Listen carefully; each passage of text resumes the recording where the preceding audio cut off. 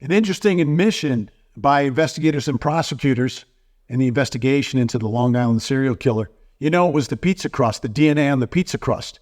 That was the key for them getting that probable cause to make the arrest and link this suspect to the victims, right? But they admitted they never actually saw or could confirm that he had used the napkins or eaten that pizza.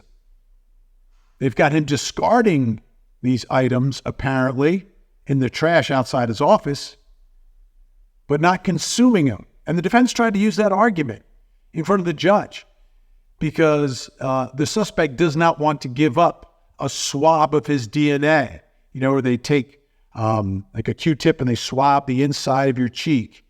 Prosecutors want to do that because they want a clean sample of the DNA, like we see in case after case after case around the country.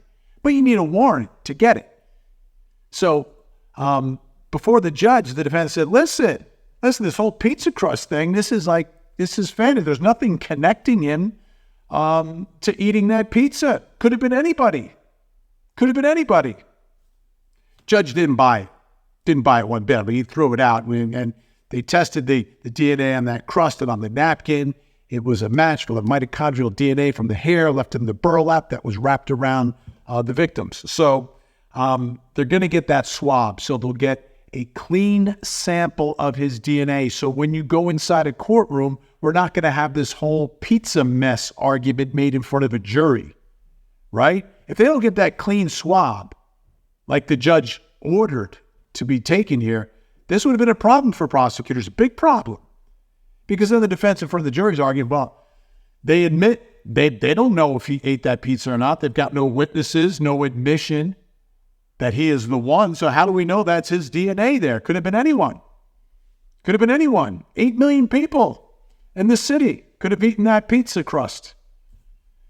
But that's not going to be a problem now. This is a huge development because now they'll get the clean sample, and when they test it and it matches, and it's got to match, right? They got to go through all the proper procedures. But if it then matches the mitochondrial DNA it's found in the hair, in the burlap, with the victims, then you've got a strong DNA case. Right now, it's still a compelling case, but because you didn't have that direct link where, oh yeah, we saw him eat the pizza, but not finish the crust.